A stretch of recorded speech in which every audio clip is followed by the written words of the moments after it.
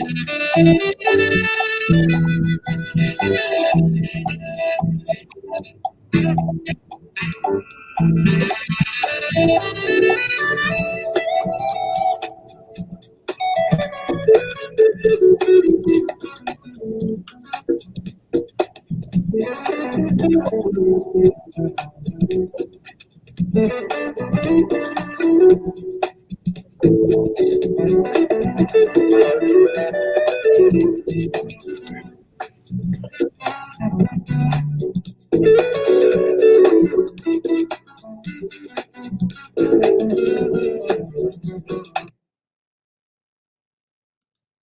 evening, and welcome to the next installment of Meet the Leaders. I am your host, Jerry McPherson, Director of Economic Empowerment for the Greater Phoenix Urban League, and simply put, a man committed to the movement.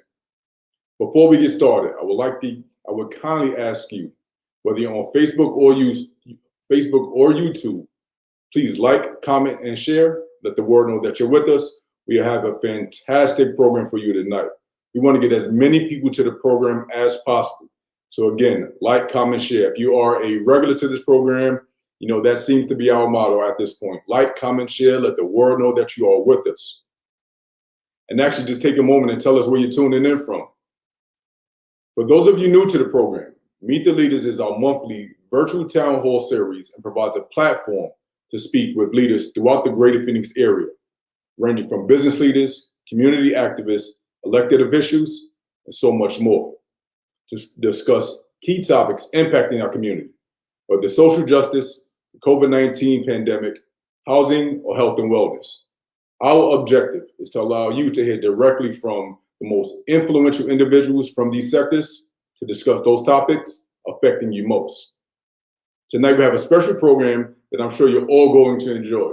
As you know, today begins a Black History Month, but make no mistake, Black history is American history. It's something we should celebrate every day. Tonight's topic, the past, present, and future of our movement.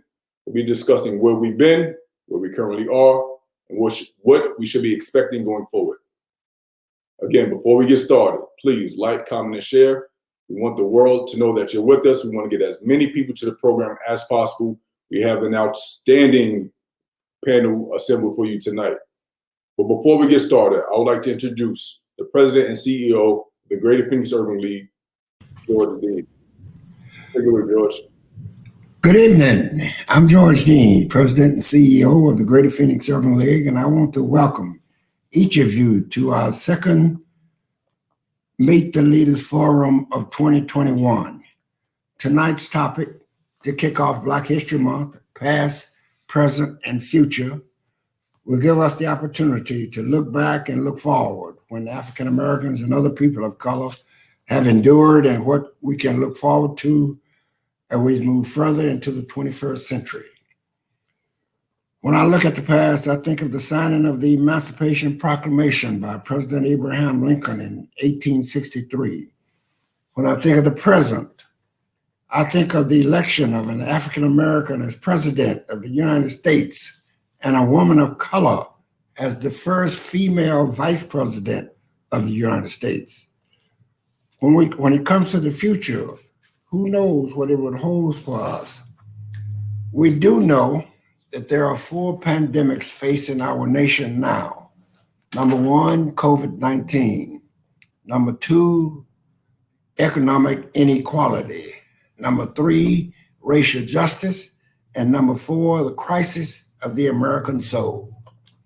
Tonight, we're fortunate to have an outstanding panel that will give us their thoughts, opinions, and observations on the past, present, and future. We have Dr. Matthew Whitaker, founder and CEO for Diamond Strategies. Dr. Karen Harden, President, Maricopa County Chapter NAACP. Dr. Ann Hard, Education Consultant for the Heart of Education. And Josette Knight, Community Organizer and CEO, Reality Dreams. And of course, I will be a part of the panel as well. Hopefully, the future will bring forth, among other things, cures for the twin diseases of COVID-19 and racial inequity, and a society where we are all appreciated for our differences and not separated by them. Stay tuned, stay safe, wash your hands, wear a mask, and get vaccinated. Okay, back to you, Jerry, and let's get this program started.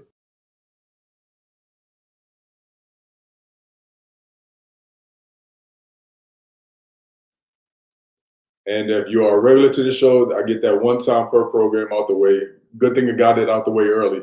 But President Dean, thank you once again for your continued leadership in both the Urban League movement as well as the Greater Phoenix area. Now, without any further ado, I'd like to begin introducing our guest. Firstly, Dr. Ann Hart, educational consultant, for the heart of education. Welcome to the program, man. Good evening, everyone, and thank you so much, Jerry and President Dean. And I'd like to say hello and welcome to my fellow and mistress, Pat, panelists. I'm very happy to be a part of this conversation as it relates to the past, the present, and the future. As you know, or may not know, that I am recently retired educator from the State Department of Education for 11 and a half years. Twice retired, previously retired as a civil rights investigator with the Office for Civil Rights from Philadelphia, Pennsylvania. I now am running my own business, the HEART, the H-A-R-T of education, because education is embedded from the heart. Without passion, empathy, and apathy, there's no way that you can lead not just a population of students, but students are led by their parents, and parents are utilized role models from our community and our society. And that which I would like to be a part of as I continue to be involved in educational sectors throughout the Arizona community and the county. So one of the things that I would like to congratulate my ancestors as it relates to those important people who have played huge roles as it relates to boycotts, emancipators, authors, leaders, and activists. From Rosa Parks to Carter G. Woodson, who is the reason why we can celebrate Black History Week now month, as well as Toni Morrison, Frederick Douglass, and our congressional recently passed John Lewis. I would like to thank each and one of you again for being a part of this interesting and innovative and creative and truthful and honest conversation that I am excited to be a part of. Thank you. Thank you, Dr. Hart, and I can assure you we are too excited to get to talk about tonight's broadcast. Next, I would like to introduce Dr. Karen Hardin, President for the Maricopa County Branch NAACP. Hello, Dr. Hardin. Hello, and good evening, everyone. It is my great pleasure to be able to just dialogue with you and engage in this conversation, the conversation about past, present, and the future of the movement. I am a faculty emeritus from the Maricopa Community College District, served as a counselor and a faculty member in the district for over 31 years. I currently have the pleasure of serving as the president of the Maricopa County branch in AACP. As some of you may know, there are several branches here in the Maricopa area.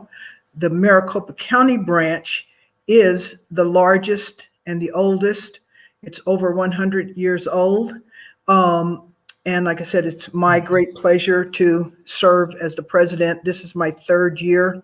There were many other good leaders who laid a foundation for me to continue building upon.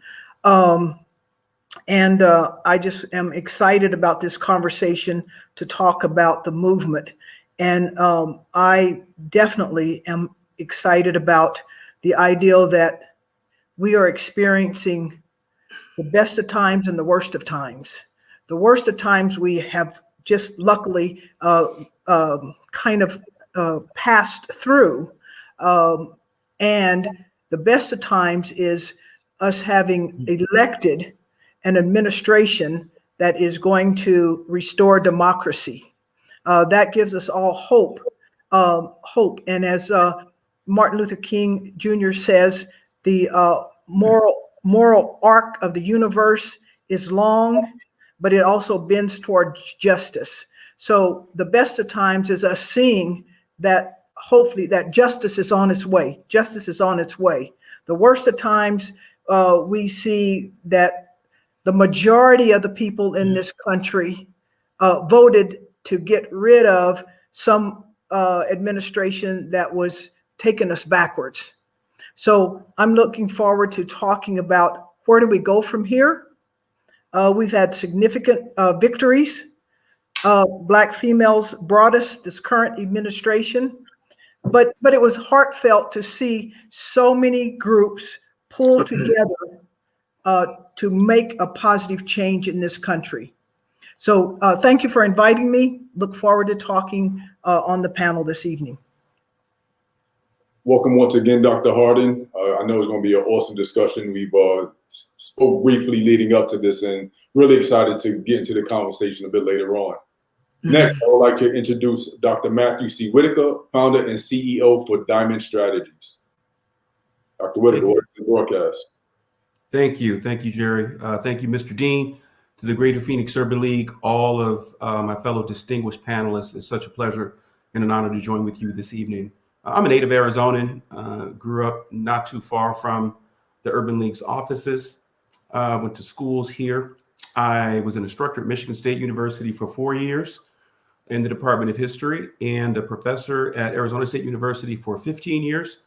And I started my consulting company, Diamond Strategies, in 2016. And we specialize in just that: diversity, equity, and inclusion, and community relations. And as you might imagine, we've been quite busy in the last 9 months.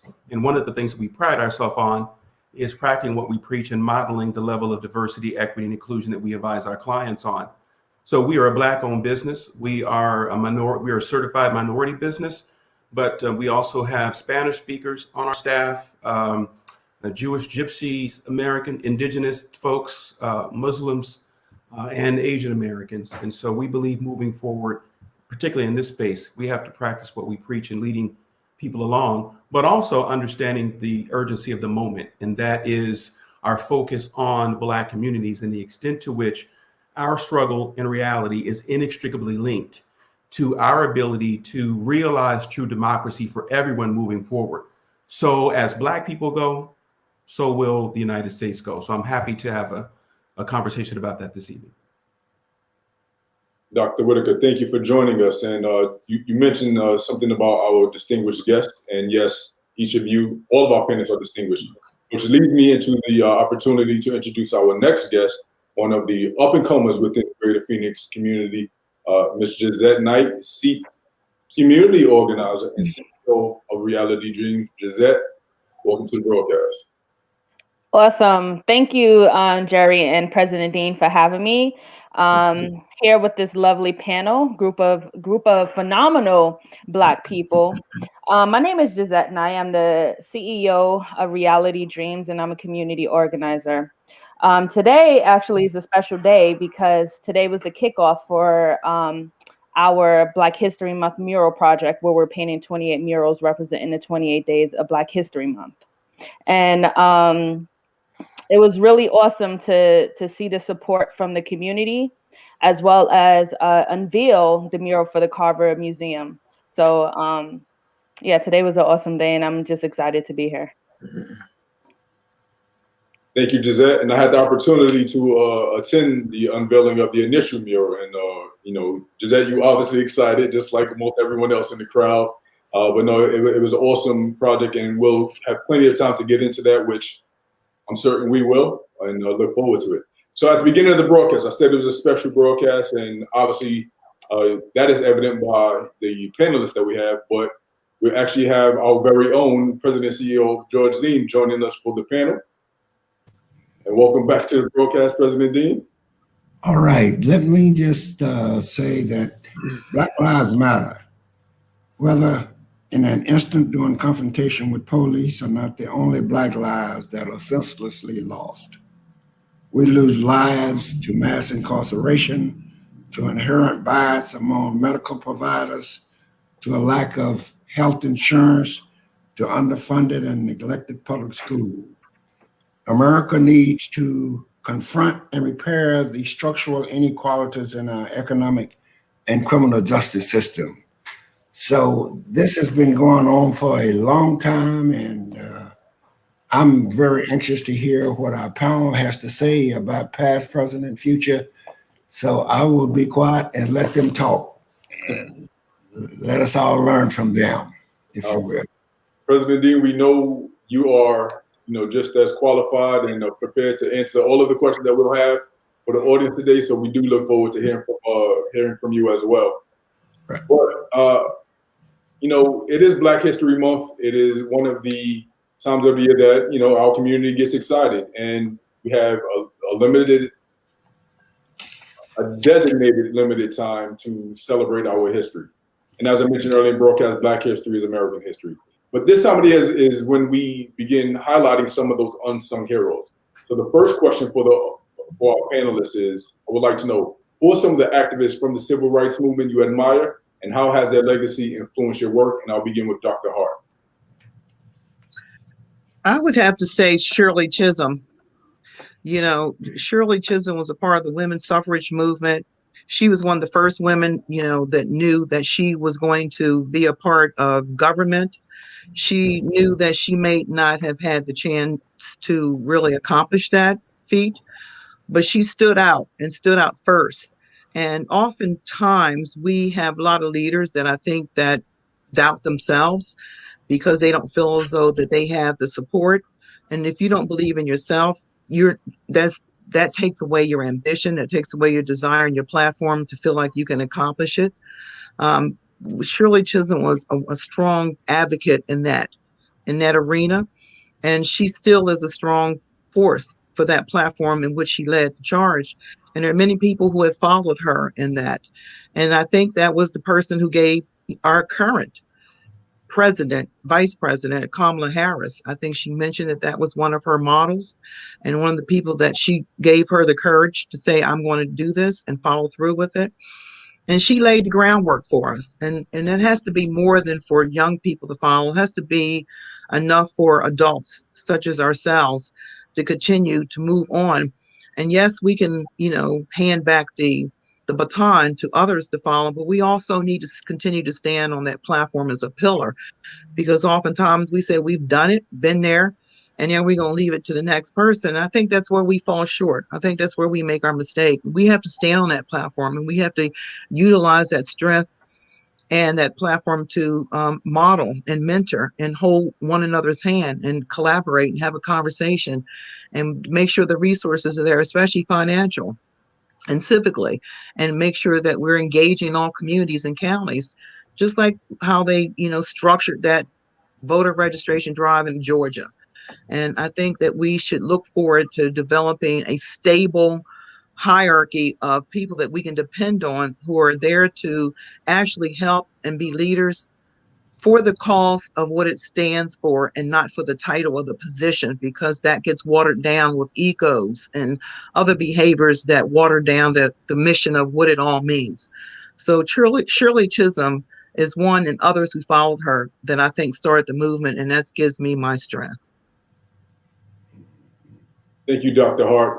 So we have Shirley Chisholm, obviously one of the names that many of us who even remotely paid attention in elementary school that we've become familiar with. So thank you for that. Dr. Hardin, would you like to respond to that question? Yes, thank you. Of course, you know, of course, we all know that there are so many, and there are many heroes and activists who maybe go unnoticed. A person that I admire is a lady named Daisy Bates. And people who have heard me talk about the NAACP or activism often hear me talk about the Little Rock Nine. They are so near and dear to my heart because the Little Rock Nine that some of you may know they're the children. They were like 14, and one of them was 14 and the rest were 15-year-old children who were standing up against a governor in Little Rock, Arkansas, who would not let them integrate Central High School. I think about how much fun I was having at age 15 and going about my daily life, enjoying the little community that I grew up in, and not knowing about these Little Rock Nine, these teenagers who were making astronomical changes for us. They were mentored by Daisy Bates. Daisy Bates was the local NAACP president there in Little Rock. First, she was secretary and moved up to president of the organization. And I guess they're just they are a spark of inspiration for me because of the amount of courage and determination that they demonstrated at such a young age. And we all know that how youth have led movements still leading movements now. The youth, we turn to the youth for that leadership. But with the Little Rock Nine, quickly, it's important for people to understand that when people would see pictures of the Little Rock Nine being escorted into the school building by the federal troops, because the mayor of Little Rock had to call in the troops because the governor would not integrate, and he was being, as those kind of folks are, very stubborn, let's say. So you see a picture of one young lady who's surrounded by a crowd, and the story is that she somehow got separated from the group, and she tells a story of how in that angry mob, she was looking for someone to comfort her, and she turns, her name was Elizabeth, and she turns and sees an elderly white female, thinking that there's a sense of comfort for her, and then she says the woman spit on her. So that kind of evilness, it's just hard to wrap your mind around it. And it's so inspiring that they went back day after day after day to that kind of treatment. And in 2007, I had the opportunity to be in the auditorium at Central High School when they were doing a reunion of the Little Rock Nine and some of the other students that went to school at that same time. And the story is revealed that on TV, you see the federal troops escorting the Black children to the door of the high school. So you kind of think they're safe. But they revealed there in the auditorium that day that the troops could not come inside the school. So those teenagers were terrorized on a daily basis. And the teachers were complicit in the terrorism that they had to endure. So it's heroes like that that inspire me to keep on. And I think knowing about Daisy Bates and how she was the comfort to the students helps me continue to want to serve and give back and try to work with the youth and do all we can do while we can do it. Yeah, so. Thank you, Dr. Hardin. And I actually had the privilege spending some time in Little Rock, and I was actually able to pass by Central High School. I was a bit younger, so I would admit and say that I was aware of the Little Rock Nine story, but probably not as familiar with the central figures as I should have been. So Daisy Bates is a name that I was actually Googling as you were talking, trying to educate myself as listening to you about who Daisy Bates was. And such a beautiful woman. Wow, she was so beautiful. Wow. Anyway, yeah. Sorry. Yeah, it's great to have a connection, from within the NAACP organization. So that is an awesome story, and thanks for sharing that. We'll go to Dr. Whitaker now. Same question. Who are some of the activists in the civil rights movements you admire, and how has their legacy influenced your work? Dr. Whitaker, I believe you're on mute. There we go. I told myself to make sure I unmuted when I got started, and I didn't. There's so many. The person that stands out of my mind, however, is Robert F. Williams. Robert F. Williams was the leader of the NAACP in Monroe, North Carolina between 1950 and 1961. He's born in 1925. He died in 1996. And sadly, He was murdered. Well, yes. Okay. That's right. Where was I? In 1996. And I was going to say, sadly, most folks in our community don't know anything about him. One of the reasons why I love his legacy was because he, in a very controversial way, because Black women were being assaulted all over the place and with impunity in Monroe, North Carolina. And he appealed to the national chapter of the NAACP to provide them with some guidance on defending themselves. And the national chapter was so concerned about its philanthropic support and undermining their ability to raise money with those philanthropists, primarily white Americans, until they essentially ignored what Robert F. Williams was asking them to do. And so He and a number of others joined the National Rifle Association, took training in weaponry training, and armed the African Americans, particularly African American men in North Carolina. They did not use those arms offensively against anyone. They simply wanted to be a deterrent for the further abuse of Black people in real time. He also was credited for getting the sentences commuted for 2 Black boys in a very notorious case called the kissing case, where 2 Black boys and 2 young Black girls were kissing behind some shed, and they basically were sent away to reform school and taken away from their parents, and then later sentenced to prison. And he got those sentences commuted. So the reason why his career is so instructive for me is because he audibled like a good quarterback on the ground, saw the lay of the land in his local community, and did what was necessary to protect the community in real time. He thought defensively and offensively. And he thought defensively without harming anyone. Whenever we talk about defending ourselves, people generally go straight to the wildest manifestation of what Black defense means. And it can mean a lot of different things. So he has taught us a lesson in doing ultimately what's necessary to protect our families, but also fighting through the courts at the same time and fighting through the political structure, having a broad and inclusive strategy and broad tactics for advancing ourselves. So I think Robert F. Williams, he wrote a book, if anyone's curious about this, called Negroes with Guns. That's his autobiography, if you will.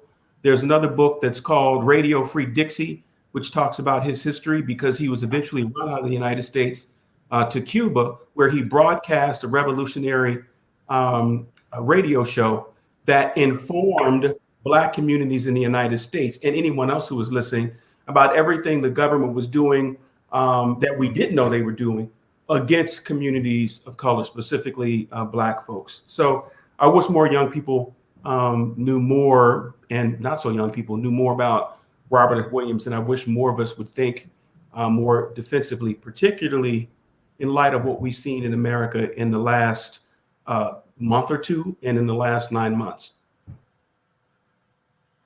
Thank you, Dr. Whitaker. And, it's important for programs like this to bring, those well-informed to share that knowledge and information that is common knowledge to them with the general public who may not be readily familiar with it. I'll now pivot to Gisette Knight, who I know has done quite a bit of homework over the past couple of weeks and months on various historical figures. So Gisette, you can tell us about an activist from the civil rights movement who has influenced your work. Well, I was going to say Dorothy Counts or Oliver Brown for their courage and their perseverance. But I think back on when I led the marches for the Black Lives Matter movement down here in Phoenix. And what resonated with me was Martin Luther King and Malcolm X, because these marches took place during a time where there was a lot of rioting and looting and, of course, police shootings. And one thing I look back on from Martin is there's a time to be diplomatic. And then, of course, with Malcolm X, when you make your demands by any means necessary. But one of the things with the marches that we wanted to do is we wanted to be diplomatic. We wanted to give the youth a platform to express their anger, but in a positive and constructed manner. So for me, being diplomatic for Martin Luther King resonated with me during that time, as well as understanding there's a time and a place to be like Malcolm and embody Malcolm as well. Thank you, Gisette. Again, obviously, we all know Martin Luther King and Malcolm X, but it's great to hear your perspective on how they've influenced the work that you're currently doing in the community. That's important. We'd like to pivot to President Dean. Obviously, you've been worked closely with a number of civil rights leaders throughout continued history. We'd like to talk about some of those who influenced your work. Yeah, let me say, first of all, that my real heroes are those unnamed, and non-famous people that led the Montgomery bus boycott. That bus boycott that brought Martin Luther King among the leaders of the civil rights movement and so forth. But for all of those folks, all those Black folks that was able to go a whole year by walking, by taxing among themselves, by staying away from those buses because of the arrest of Rosa Parks in that city. And those people are to be commended. And I see them as all heroes. They don't get their names in the paper, and we don't know a lot about who those people were, but for them to do that for a whole year and bring that bus boycott to an end are really heroes. But in addition to that, two other gentlemen that both are part of the Urban League, and that's Whitney M. Young Jr., who is really responsible for me being a part of the Urban League now, and Vernon Jordan Jr., two people that led the Urban League movement for 20 plus years of our 110-year history, and just made a difference in the lives of so many people. That's what the Urban League stands for, is making a difference in the lives and bringing people together. You know, we have as our theme in the Urban League that together we make a difference. And for them to be able to cross racial lines and ethnic lines and so forth, and bring us together as a nation, although we're very polarized now, but that's because of some things that have taken place in the last few years and so forth. Hopefully we're on our way to correcting that. Thank you, President Dean. Great words, great individual that you mentioned. And, you know, those unsung heroes, you know, obviously we know the names that get recorded, but there was any march, any protest, you have your handful of leaders, but there's the hundreds and thousands of people behind them that make that protest impactful. So thank you for sharing that. But with that being said, when we talk about leaders of the past, you know, there are always going to be emerging leaders popping up. And obviously, as I mentioned just that night, I would identify as one of them. But for the audience, for our panelists, from your perspective, let me back up. Let me preface the question. I worked on this. I need to read what I wrote, right? Particularly, we have a long history of elders in the community having made significant impacts, locally and nationally, to include Lincoln Ragsdale, Calvin C. Good, Dr. our very own George Dean. We have a well-established generation of leading and an emerging generation of new leaders. So my question, from your perspective, how well are these various generations working together currently? And I'll start with Dr. Harder. You said how well are they working together currently? Yes. In your perspective, how well are these various generations working together? Now, let's see. From a local standpoint, I would say that I believe that we are starting to understand after the murder of George Floyd. We are beginning to understand the need to pull together and look at what are our commonalities rather than what are our differences. Starting, especially this summer, based on my service to the NAACP, there were many different groups who we collaborated with and joined together with and looked at what do we have in common and how do we solve some of the current problems that the pandemic uncovered, right? Those structural inequalities that were already there, and we focused on that, and we focused on what could each individual group do to make a difference in those areas. While one of the examples that I'll give of how we work together, the NAACP is highly involved in what we call Get Out the Vote, GOTV. Our political action chair, working together, we were able to pull together 90 different individuals and organizations who used the NAACP's phone bank to make thousands of calls, not nonpartisan phone calls, get together. And that was across generations. The volunteers that worked on that project and ethnic groups and religious groups.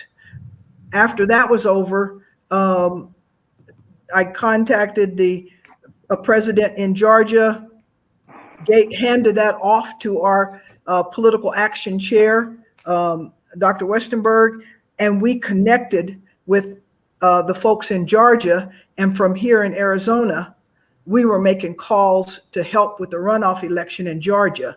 And so the connectivity and the intergenerational collaboration was evident right then and there. So I believe that especially with the George Floyd, what they say, it was maybe a Kairos moment. Things are coming together where people are understanding that we have to work together and look at the bigger picture. We have to get beside ourselves in terms of specifically what are the differences of the different organizations, but each organization has its own method of addressing a situation and the problem. So the focus now seems to be coming to how do we work together without losing the individual ideologies. And I see that we're making progress in that method, of all of us coming together and understanding we don't have to be monolithic. We can pull together and still maintain our own identities. And like I said, starting with the public murder of George Floyd, I think change is on its way for us to be able to work more together. And I agree 100%. The idea that, we need to be confident and proud of the fact that we are not a monolith. And there are different, if I use the analogy of a war, there are multiple fronts in which a war is fought on. So whatever the purpose or need or focus of a different organization, we need them to focus on that and follow them, no matter whatever front that is. I can pivot over to Gisette a bit. And so obviously with the question being, from your perspective, how well are the various generations working together currently?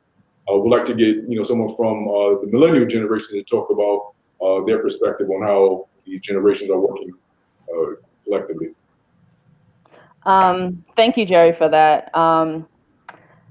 From my perspective, with being in the Black Lives Matter movement and doing the various projects and being on boards with different organizations, from my perspective, I feel like there's a disconnect cross-generational. There are some people that are seasoned, if I may say, that support the things that I do, and as well as younger people, I should say, people from my generation. But there are a lot of people that are from the older generation that we go to for help, and we don't necessarily get that support that we're looking for. I know when I was doing the Black Lives Matter street mural, I called various elders, I would say, in the organization, in our community, and my request or need for support was met with deaf ears. Not saying that's 100% happens. It doesn't happen 100% in the community, but with my experience, I would say about maybe 60% of the time when I was doing these projects, I didn't get that support I was looking for from my elders. The goal is supposed to be in leadership is you're supposed to create more leaders, right? So from my perspective, if I'm here and I want to learn, I have all these great ideas and I need some guidance, and I'm coming to the older generation because they've been there, right? They have the playbook.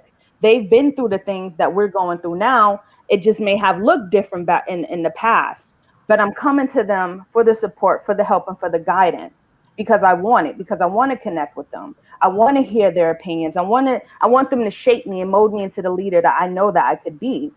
But I just feel like that support isn't there 100% of the time from our elders in the community.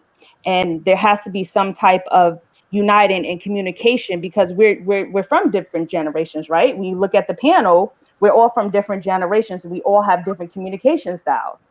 And I think we need to understand that and come together with a willingness to listen to everybody so we could bridge that disconnect.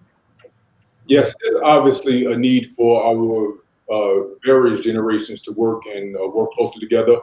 From my perspective, I can, coming from a younger generation, I think, in all fairness, a lot of times we are told no, and the impulse is to think that you're just not listening to me, or you just don't, you're stuck in your ways. When, I think there needs to be a little bit more grace given with older generation when considering that, they've been involved in their various activities for 20, 30 years plus in some cases, and sometimes they've been let down. Sometimes, they invested in someone younger and they didn't follow through. So absolutely right not to take anything away from that message. There definitely needs to be maybe there's opportunity for a more welcoming reception from an older generation. But I will say, speaking to the younger generation, I think we need to be careful not to presume that it was because that person isn't, just stuck in their ways or something to that effect. That maybe there's just need to be working a little bit longer, or maybe let's produce some of the things we want to do and use it as the resume to show them this is what I was granted the authority to do, and look what I did with it. So definitely want to give my perspective on both sides of that conversation. Did anyone else want to kind of jump in on that before we go to the next question? I do. So really quickly, first of all, I think that we have organized silos. And I think that everybody's working in their silo. And when you're inside your silo, it looks organized, it looks strategic, you have a plan. But the silos are working outside, in my perspective, of a 360-degree circumference. Instead of everybody being inside the bigger picture, people are working outside of it in their own individual silos. Now, a point I want to bring out is I've been here 36 years. And what I've seen over 36 years is that when something affects a person or person's life up close and personal, then we come together. And the biggest coming together that I've seen from all generations, young and old, black and white, religious, and the whole nine, was when we had the incident with the dollar store. When the little girl took the dollar store doll and the police used the SWAT team method to throw the children and her mom on a hot summer day, extremely hot asphalt, over a 99-cent dollar. We all came together. That was the last, if I can remember, and the largest prior to COVID gathering of the masses of persons that thought this was atrocious, that this was egregious. This was behavior where we could all come together and come to a platform where we could state our point. That's when we all came together. Other than that, I don't see where we're coming together like that. And I saw the strength, I saw the power, I saw the passion, I saw the commitment and the coming together of people in that church, which was Pilgrim Rest.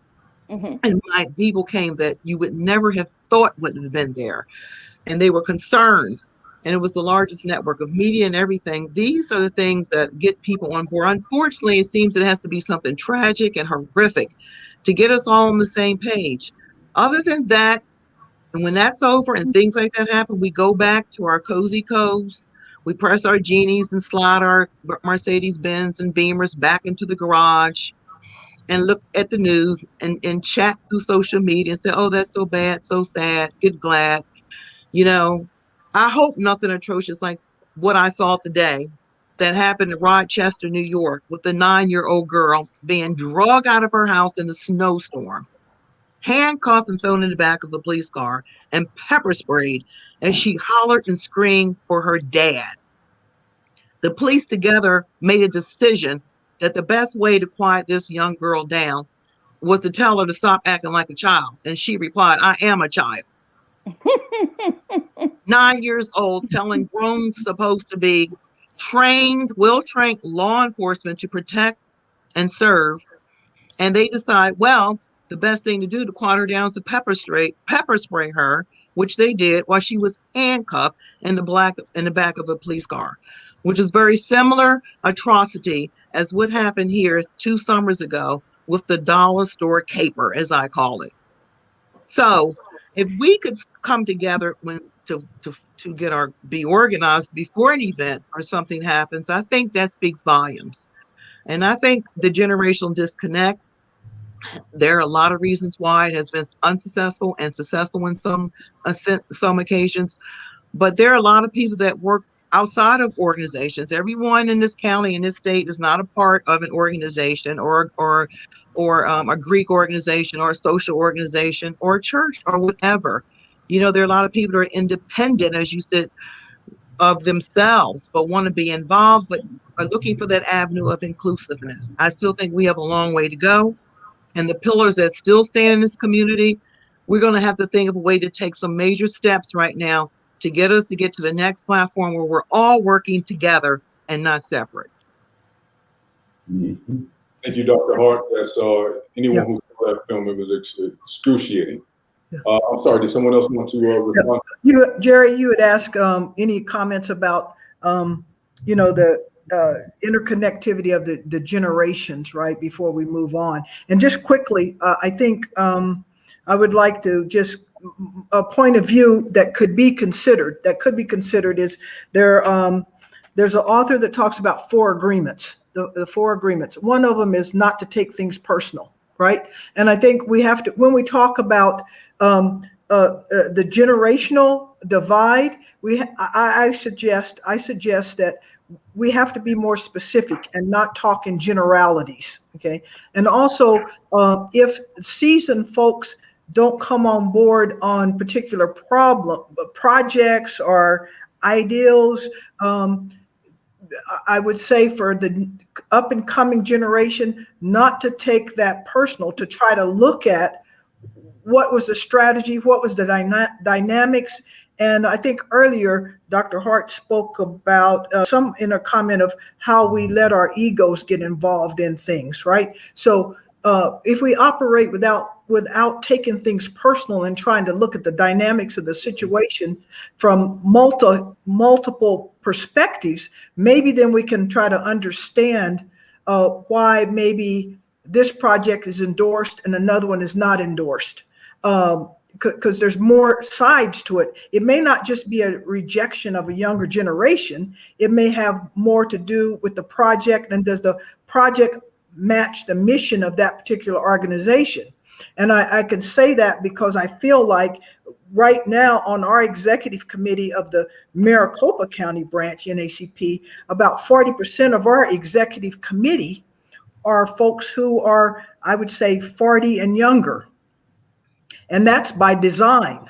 That's by over the couple of years. And like I said, I didn't just start doing this on my own 3 years ago.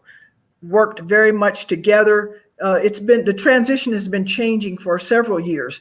And we started incorporating younger folks, that next generation, on our decision-making committee.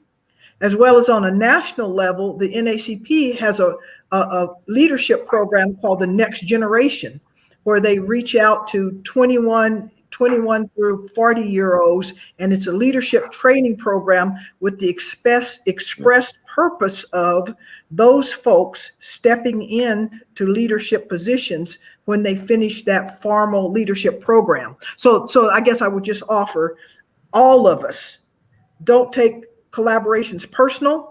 If an organization decides they don't want to work with the NACP, I need to look at, well, why did they say no, right? As well as I know we're doing it in the Maricopa County branch. We're trying to groom that next generation, to be ready when it's time for us to pass the baton.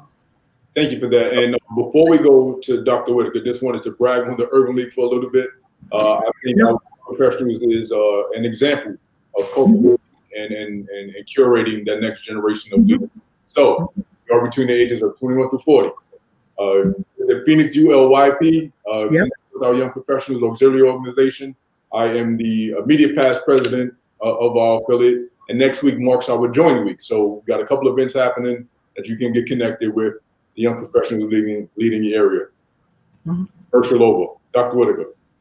Sure, I'll try to be brief because there's so much that I want to say on this. But having grown up in Phoenix, and I turned 50 this year, so I've been in this city for 50 years, and I think a lot of folks I think that I know or who know me think that I sort of arrived here after graduate school. But I've been here, and I remember, leaders that are long deceased, Breezy Boyer, and names like that. And what I have seen over time, and what I think I would be remiss in not stating, given how many younger people have come to me and said this, is that there is a trend or tradition, if you will, in our community to elevate and exalt our elders. We do, and that's a great thing. And part of that problem, however, is that there are some elders, and this is the reality, that have come to embrace a status of leadership so firmly that the idea of relinquishing that or changing it so that it becomes more consensus-based and inclusive is frightening, not because they're bad people necessarily, but because they don't believe that the folks coming up after them are either ready or have the appropriate solutions, right? Or the right clothing, demeanor, countenance, whatever you want to say it is. And more often than not, the folks that have come to me to say this are young women in particular. And I think this is something that we just have to own. We have to speak about it. We have to own it, and we have to address it. There are some folks in the community who want the ring to be kissed. And there are younger folks who believe, like the Godfather, the real power can't be good, it has to be taken, especially if people aren't willing to pass the baton. Some people talk about passing the baton, and this isn't you, Dr. Hart, and I know you personally, but some people talk about passing the baton, but they hold on to it with clenched fists. So it's like this. And one of the things that I do in my firm is I went out and was very deliberate about bringing in millennials, Zoomers as interns. Some of them call and just say, listen, you may not have a position, but I will work for you and I will generate the revenue if I can do this. And I bring them in and I let them do what they do. And sometimes I let them mess up because they're going to make mistakes. And that's part of growth. Some of us are so afraid that somebody's going to make a mistake or damage our name. Damage our name to who? People in our own community? Or is it our donors and white supporters that we're worried about? And so we need to have that conversation and shift. And one of the things that I have to compliment younger folks on in particular, and Ms. Knight is on the call on the projection too, and I want to include her in this specifically, is Black Lives Matters. When this first launched, and I'm not talking after George Floyd, I'm talking years ago. I remember talking to Opal Tometi at North High School. Mr. Dean was there sitting in the back because he came up and said something nice to me after I spoke. And I remember them talking about this and talking about their platform as it was evolving. And many people in our community it was too radical for them, right? Part of the platform is advocating for the LGBTQ community, specifically trans people. They could handle the advocate for Black people part, but they couldn't the other part as if somehow trans Black people aren't Black, right? And now the Black Lives Matters is about to get the Nobel Peace Prize.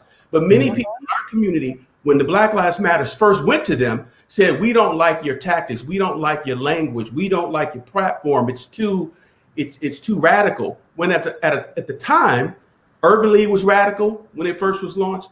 The Urban League was considered radical when it first launched. CORE was considered radical. The NAACP was considered radical. Martin Luther King was considered radical in 1968. So I think we really have to think in terms of the generations. Is it really generation? Is it the age? Or is it the approach that we are not comfortable with because we are practicing analog in a digital world? And I think that one of the reasons why we have to be grateful for Black Lives Matters, as I wrap up, is because most of the change that we've seen in the last 9 months, which I believe outstretches the change that we've seen in the last 20 years, is because of that group, millennials and Zoomers. And one of the reasons why they were so strident is because they got tired of waiting on us, and the older folks, and they got tired of our obfuscation and desire to ring kissing and all of that type of stuff. And as a consequence, they did what they had to do, and many of us are having this conversation now because of them. Thank you for that, Dr. Whitaker. Thank you.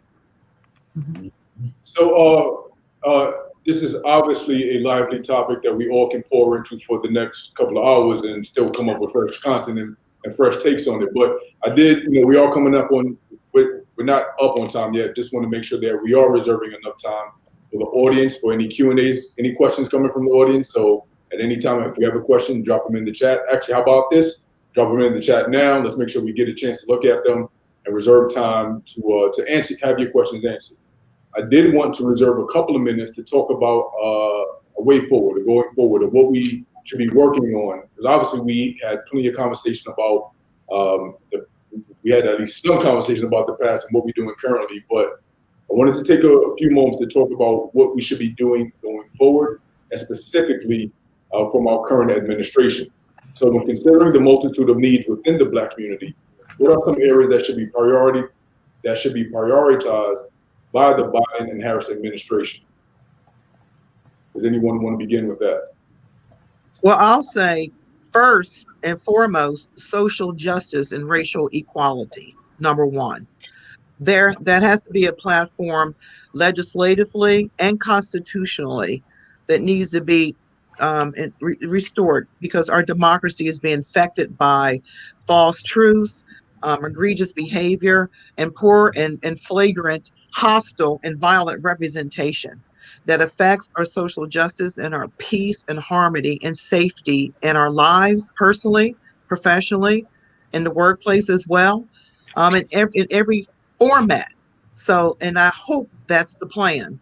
And whatever way and how it's devised, it needs to be not just high level cabinet members involved, but in order to get to the root of this stuff, and I know it's always good to have these high profile people from all these different states and this, that, and the other to head up these organizations, that's great. But you need to get the grassroots flavor in there to find out what's really going on in the nooks and the crannies. We can't overlook exactly what we're talking about. Some of the people that have been to platform, we have a Gisette Knight on our panel now. And I would hope she would be inclusive in something that was similar to Barack Obama's My Brother's Keeper, where he went to the communities and asked for references and acknowledgments to get people involved. So social justice and equality, first and foremost, and militarism. We have to do something about this paramilitary. I want to feel safe in my home. I want to feel safe when I'm in my car. I want to feel safe when I'm asleep. I don't know who to trust right now at all. And we saw that at the insurrection in January the 6th. This is huge. This is humongous. And we need to have a deep forensic dive into the backgrounds of who is a part of our military, our law enforcement. We know that has been under siege with people that have trickled in there from the KKK. And so we need to know how deep that is. And that's a whole nother conversation. And economic equality, where it can benefit all of us in every facet, and on health disparities, education, and especially as it has to do with Black women, and the mortality rate, not of babies being born, but of women who are been pregnant, who have C-sections and don't live. So those are some issues that have been swept under the rug or have been given a minor punctuation next to it. But those are the three major ones that I hope that is a part of their big picture and not the small. Thank you, Dr. Hart. I'm going to restate the question, and if anyone wants to jump in, feel free to do so. But considering the multitude of needs within the Black community, what are some areas that should be prioritized by the Biden-Harris administration? I think I would say the first thing is pandemic relief. They need to pass a stimulus bill to help folks who are making $50,000 annual salary of $50,000 or less. They need a relief package that does not help the rich folks, right? If you're making $70,000 a year and you get a check, a relief check, I don't believe that helps the folks who are really in dire need, those folks who have lost their jobs. And so, number one, I think the Biden and Harris team has to get some pandemic relief, money into the hands of those folks who are suffering direly. Secondly, I would say the next priority is they have to make some significant changes in the criminal justice system, starting with persecuting the insurrectionists in January the 6th, because without any consequences, if those insurrectionist folks do not suffer any consequences, it's no longer a dog whistle. It's a straight out, you can do whatever you want to do when you want to do it. And even though they were after the senators, then when are they coming after us as individual citizens? I question some of the folks here in my neighborhood. So we don't feel safe when they're able to kill people, tear up state capitals. And if there's no consequence for their actions, then what's to stop them? They're out of control. And then the other one is we have to be vigilant with voter suppression and make sure that it doesn't revert back to, and these little subtle bills that will cause voter suppression. We have to be vigilant to make sure that doesn't happen. So those are my three priorities for Biden and Harris. And definitely, and you made a great point, or summed it up profoundly. It's no longer dog whistle. I would say it's a green light. It's come on down the road, and there's no impediment to this atrocious behavior. Dr. Whitaker, it looks like you wanted to respond to that. Yeah, and I'll be quick. I'll just piggyback on what Dr. Hart and Dr. Hart said. I always love being on panels with them. And I'll simply say, I think, and most historians think, and we've gathered recently to talk about this, that the greatest threat to democracy is white supremacy. And the greatest threat to white supremacy is democracy. A brother said it on the news last week so eloquently, and I thought that this is true. So even as we look to advance in the areas of education, in business, whatever the case may be, it's all hands on deck, even as we do that, to keep an eye on this. President Biden issued an executive order on January 20th, basically reversing course from the Trump administration, who by executive order eliminated the ability of companies receiving federal aid to even use terms like equity and things of that nature. So I would encourage people to go to whitehouse.gov and look at that executive order. There's some great stuff in there. I think it needs to go further in certain areas, and we need to be the squeaky wheel that gets the grease that adds those things. And finally, I think with regard to pandemic assistance and assistance going forward, I agree with Dr. Hart, and I think there needs to be a robust funding for minority businesses. Not because studies have shown that we are far more likely to reinvest our capital that we generate back into the communities who need it the most. So you're advancing businesses and business. Calvin Coolidge says business of America's business, right? You're doing that.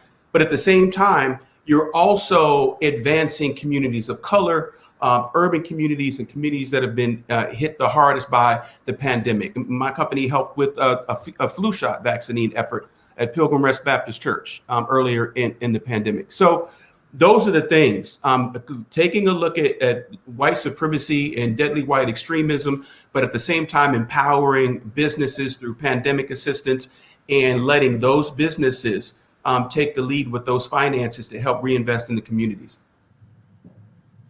Thank you for that, Dr. Whitaker. And I will chime in as well. And I would encourage everyone who is not already familiar with the idea or the term qualified immunity. I would spend 30 minutes before you go to bed tonight and understand what that means. And long story short, there are protections that go up to the Supreme Court that prevent citizens from holding elected or municipal officials accountable for misdeeds if they are acting on behalf of the government or county that they represent, which includes police officers. So in short, when there's a shooting or police brutality and the family wins a lawsuit, That money is not coming out. The police fund is not coming out of that officer's pension. They are not being held personally liable. And there's liability from a criminal perspective, and as well as civilly. We talk about prosecute the police officer, but we're not having that. We're not having success in that way.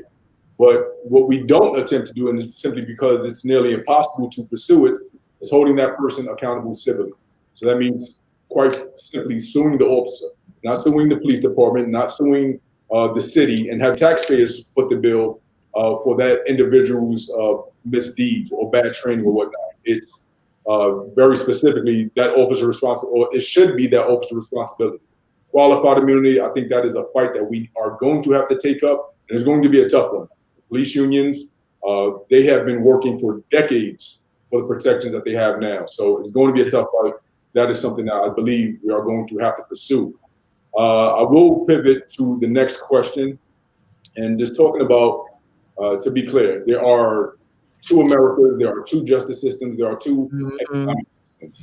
And which leads me to a book that I recently read that I was encouraged to read / told to read, President Dean, by the author Isabel Wilkerson, the book called Caste. And I know a number of our panelists have read the book. And Dr. Hart has even led multiple discussions on the book. With that being said, what are some of your observations from America's caste system, and how have you seen it played out? Dr. Hart? It was Isabel Wilkerson. Her research was phenomenal. I want to get that out there first and foremost, because this woman traveled the country to investigate and research the effects of caste in different nationalities, race, ethnicities, workplace, environments, and etc. And it was an aggressive eye opener as to how we discriminate against, not only against people who don't look like us, who don't dress like us, who don't live in the part of the geographical locations as we do, the things we wear, all the way down to, as the caste in India, the fabric of what you wear and what you eat, and outside from the color of your skin. And she called them pillars throughout her research, throughout this phenomenal 550 pages of research that she had done in different parts of the world, even as it relates to things you experience in the airport, on the airplane, and with other people and other places. We call it race, but it is class. How you are separated because of where you live, how you talk, how you speak, how you eat, how you dress, and how it affects our progress and our opportunity to be able to navigate our way in the world in a fair and non-discriminatory manner. As African Americans, we already have the impediments and the obstacles that we're confronted with daily, even amongst ourselves, which was the part that was very disheartening. How we discriminate by caste with one another and our own race and background, how we cast each other out. And we talked earlier about generational sharing the baton so we can move forward. And we all touched on it in a very delicate manner. But we discriminate against one another because you don't look or dress. And Dr. Whitaker spoke about this briefly, and I'm sure there was a lot more he had to say. But Isabel Wilkerson, she did not hold anything back when she talked about the egregiousness of it all, and how we don't even think about how we're so easy to look at the Karens of the world and other overt methods of discrimination that we experience, but it has to do with caste. And the caste is real. And as we face it every single day, the invitations that you don't get, the responses that you get versus you don't. Now, something that I thought was very interesting, I don't know how many of you are aware of this, that happened just recently. There's a congresswoman, I believe her name is Catherine, I can't think of her name, but she's a Democrat from, where is she from? Back east. She made a statement on the House floor and used the word white supremacist. And prior to that, Cori Bush, the freshman Democrat from Ferguson, used a similar narrative, and she was booed by the Congress and senators. And shortly afterward, the Democrat from back east did the same thing, and she was not booed. You know, we have so many obstacles that we're confronted with that we think that are from the outside of our world, outside of our doors and our neighborhoods and our infrastructures and communities in which we think we feel comfortable in and with. But subliminally and sometimes overtly, we are discriminated within our own, what we think and feel has always made us feel comfortable. And we're subliminally being cast out because of how we discriminate against one another. Thank you, Dr. Hart. And I would implore everyone in the audience, if you have not read the book, it is, well, at least I thought it was a very intriguing read, you know, kind of just looking at the perspective of caste and, you know, spoiler alert, it compares the American system with India, the caste system within India, which many of you may be familiar with, as well as Nazi Germany and the Jewish community, how they were treated during the period of the Holocaust. President Dean, you and I spoke a couple of times about the book cast, and you know we spent quite a bit of time sharing perspective of it. I was hoping that you might be able to contribute some of your thoughts and ideas of your observation of America's caste system, as well as what you've kind of understood from the book. Well, I think that one of the things that Ms. Wilkerson pointed out that I had not thought of before until after I read the book, and that is fact in America. America is the only country where we have the black-white syndrome, if you will. You know, we talk about white people and black people, and that's where the caste comes from, just because of white black kind of thing. You know, in other countries, you know, you talk about Germans as being Germans, you talk about Canadians or Canadians. We don't talk about Americans being, we talk about white Americans, African Americans, but we use color to make that caste, that skin pigmentation, I should say, to make that caste take place and so forth. And that is, that puts us, as far as I'm concerned, America's at the crossroads. You know, we need to make change. We need to make personal and collective change. Intolerance, our inaction and intolerance are literally choking the promise of freedom, the essential essence that launched and guided us throughout our history.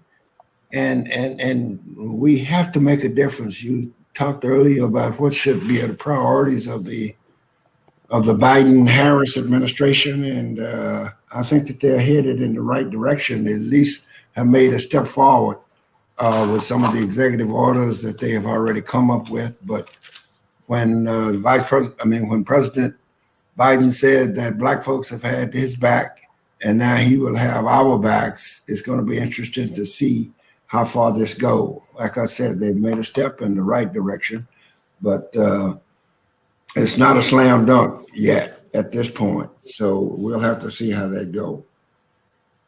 But thank you for sharing that, President Dean.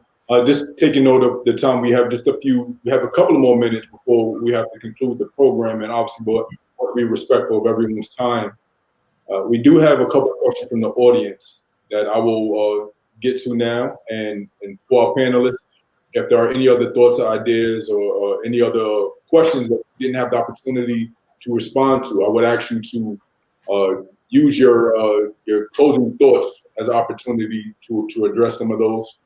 And we have a question from Kendra Hassan, who has been a champion of the Urban League and the Urban League Young Professionals. And she asks, the resistance among young women as leaders in the movement goes back decades, such that women were left out of significant speaking roles during the March on Washington in 1963. We can't afford to waste the energy of the current crop of women leaders. What can we do locally to change this? Does anyone would like to offer some thoughts on that? I'll start. I'll be brief. so that my female counterparts, I like to hear what you have to say as well. And that's a very good question. And I think that we should do more collaborating with one another and not worry about anything other than the message and the action plan, because we have a lot of intelligent, socially active, and aware women in this city and in Arizona. And if we could all shape ourselves and come together, we would be a phenomenal group to be reckoned with. And we are waiting for someone to ask us and to invite us to the table. I think that's what the issue seems to be, or maybe the challenge, I should say. We should all come together, and we have to bring all of our expertise and take our crowns off and sit it not on the table, but on the floor, or better still, even in the car or at home. Because as Black women, we're proud, and not just Black women, but minority women, all kinds of women. Once we've gotten to a certain level of doing things and having an audience or a platform or supporters behind you, it kind of rigs your position in terms of patting yourself on the back when you shouldn't. So in the short version of what I'm saying is, I think we should all come together and collaborate and reset.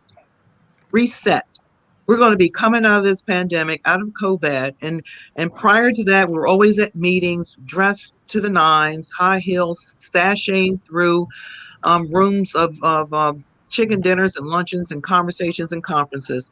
Let's reset and come together and bring the temperature down and get to the nitty gritty of what we can do collectively as women at all levels, and not eliminate women who don't look like us or do not have that economic security, or or any way that we would disenfranchise women because of what they are or are not. Let's start and reset that button and try to come together collaboratively. We cannot keep doing the same thing. We need to reset. I suspect that there will be emails exchanged from our panelists following today's conversation. The women on our panel to kind of help bridge that. I don't want to say bridge the gap, because that would presume that there is a gap, but working to connect and coordinate. Dr. Harden, it appeared as if you wanted to respond to that. No, I think just kind of what Dr. Hart said is that we just have to make a conscious effort to come together and especially groom the younger females. Share. It's a sharing of their talents and what we have learned, and just make a concerted effort to make sure that we make opportunities for the women to add to the dialogue, add to the narrative, so yeah. Thank you for that. So we're about 10 minutes from the conclusion of our broadcast. Jerry, can I piggyback off the Dr. Hart, please? Sure. Because I just love what she said about coming together, and I just want to add to that. I think that is so important, especially as Black women, that we come together and we unite, because sometimes we could be our own worst enemies. And I think we need to do a reevaluation of ourselves and our self-worth, because if we take the standpoint that we are not, or my sister is not my enemy, but she is my sister, and get away from I want to succeed, but realize you get your success through helping your sister get her success, I think we'll get to a better place, and we will be able to unite in that aspect.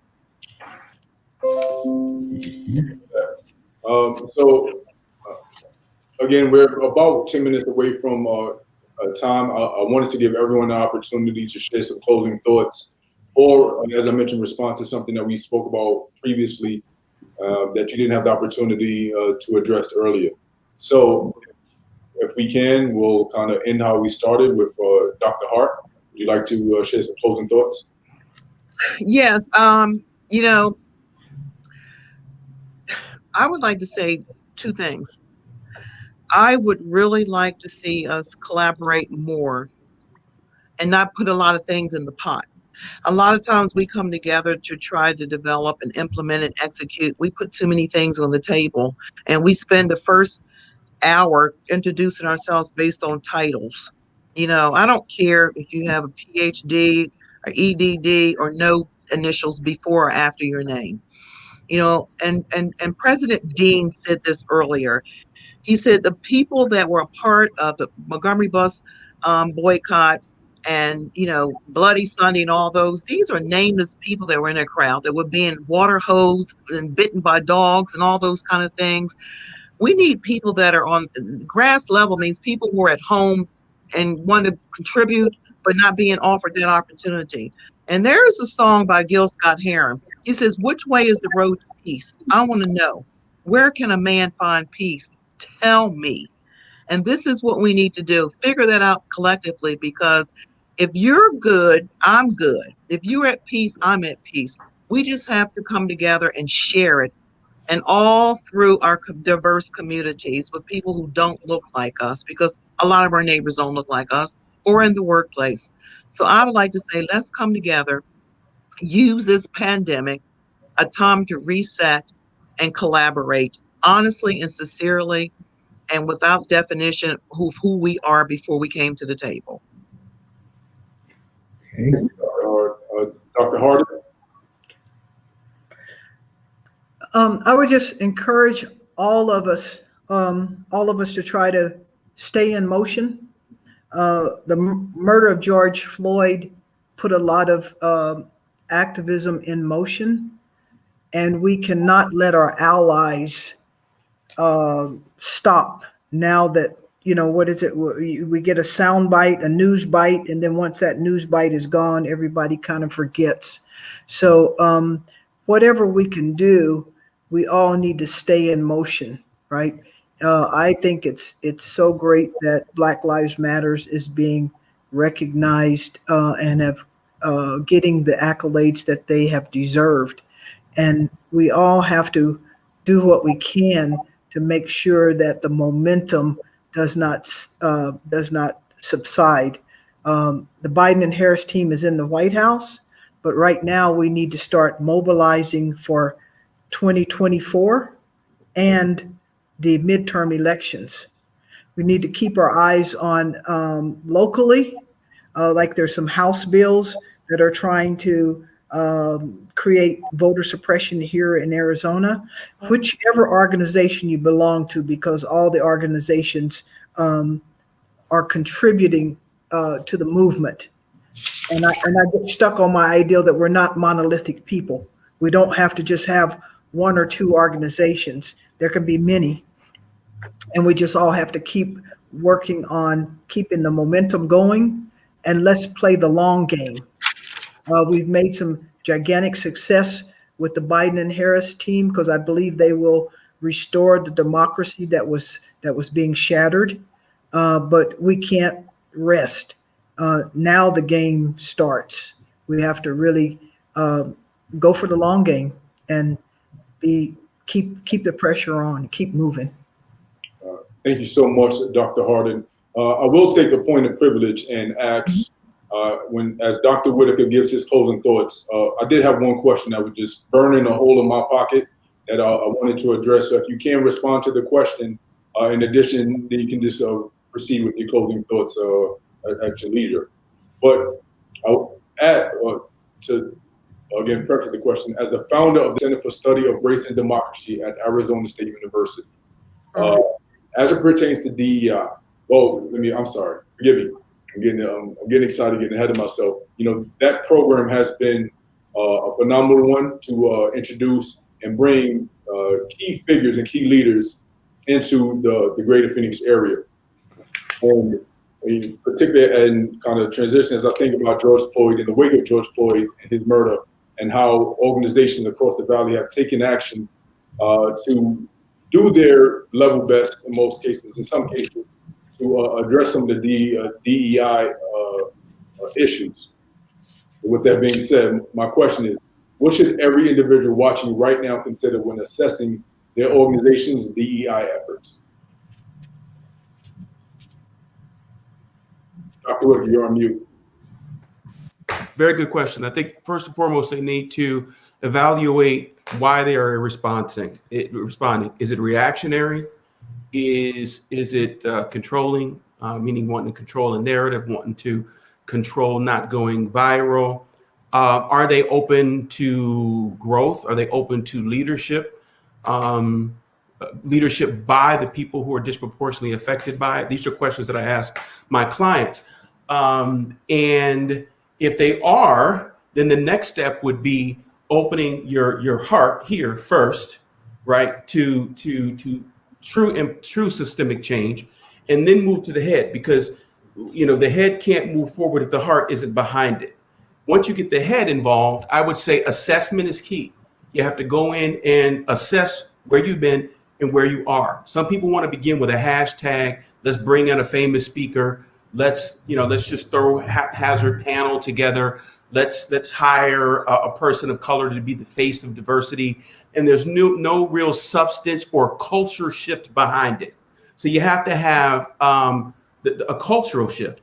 And then after you do the assessment, there needs to be planning. Okay. And after planning, you need to see movement. You have to see movement and execution of the plan. And along the way, you have to have matrix to measure where you're going. And at the end of a certain interval, 6 months, 1 year, then you reassess again. So I guess what I'm trying to say is, if organizations truly want to move the needle, they actually have to have a systematic plan to get you from point A to point B. And what is point B for you? For many people, it's damage control. Others want to put so-called butts in the seats. They want to diversify, but they're not interested in inclusion. Diversity is the mix. Inclusion is making the mix work. And equity is making the mix fair. Just because you're sitting at the table doesn't mean you're eating. And if you're eating, you may be lactose intolerant and have a shell allergy, but they're serving, au gratin potatoes and Alaskan king crab, right? You need to be fed what you need to succeed. And so I think these are things that folks need to think about. They also need to budget it and open their wallet, because freedom is not free. And true expertise, both from an experiential standpoint and from a training in DEI or experience in DEI standpoint, it's costly. It's time consuming. It's a distance run. It's not a sprint. And if folks are serious, they will invest in it. Why? Because the transformations that we've seen in our society, they're not going to go backwards. It's only going to get more intense, more diverse. Many people don't even realize the fastest growing immigrant group in the United States are Asian Americans. They keep looking south of the border because that's an old paradigm. So if they want their institutions, I don't care if it's insurance or finance or engineering or tech, if they want them to be viable 10 years down the road, let alone 20 years down the road, they have to think about this deliberately and systematically. And then the folks that they put in place to execute them, they need to give them the authority and the resources to be able to do it. And if they don't, meaning the C-suites or leaders, if they don't have any experience, just because you are a leader of a company or a university or a nonprofit and you have a degree in business architect, that doesn't mean you know anything about DEI or executing it, right? And so you have to be able, these type A C-suites have to be able to sublimate their own egos, which means listening to us, which is hard for many of them to do, to help them move along. That's what I would say we need to do. Thank you, Dr. Whitaker. And again, as I mentioned, the question was burning a hole in my pocket. Definitely want to give you the opportunity to address that. We would have been doing ourselves as well as the community a disservice to not give you opportunity to address that. So thank you. Thank you for doing so. No problem. I'm going to take another point of privilege and ask another question that's been burning a hole in my other pocket. And this one is for Gisette Knight. So as mentioned at the beginning of the broadcast, Gisette has engaged in a campaign to paint 28 unique murals over the next 28 days in the greater Phoenix area. So my question is for Gisette. Why was it important for you to execute this campaign? And what message are you looking to communicate by doing so? And then again, feel obliged to give some closing thoughts along with that question. Let me just do a correction real quick. We're not painting 28 murals over the 28 days. Our 28 murals, with the grace of God, will be completed by this weekend. So one of the things is I organized to bring the Black Lives Matter street mural down here. And unfortunately, it didn't happen. And I know there's a couple people that came to me and said, well, our youth our people need to see people that look like them out there. You need to make this happen, because at that point, I just wanted to honestly give everybody that donated their money back. But when one door closes, God opens up 5 more. So out of that, I decided to turn this into a Black History Month project, where we don't just focus on the mainstream figures that we hear about all the time, because our history is not limited. As great as Martin Luther King is, he's an icon, but our history is not just limited to the civil rights movement or to slavery. We have politicians, philosophers, inventors, dreamers, trailblazers, kings and queens, everything you could think of. Black people have touched or impacted. And I wanted to get that out there, because we talk about the Black Lives Matter movement. It doesn't just relate to police officers, right? Black Lives Matter, not just when it comes to our interaction with police officers. Black Lives Matters when our sisters are, giving birth and they're not receiving proper treatment, or when our youth are going to school and they have to deal with the education to prison pipeline. This is why Black Lives Matter. And I wanted to showcase that in history, to show that if it wasn't for our ancestors, a lot of the things that we have today that we take granted for, we would not have. And so that's what I wanted to do. And what I did is I included figures that doesn't necessarily get that recognition that they deserve. And that's the beauty behind this project. And that's why it was important for me to get that history out there. And I just want to read this quote by Carter G. Woodson, because part of this project, it manifested from doing research on him. So it says, he says, "We have a wonderful history behind us.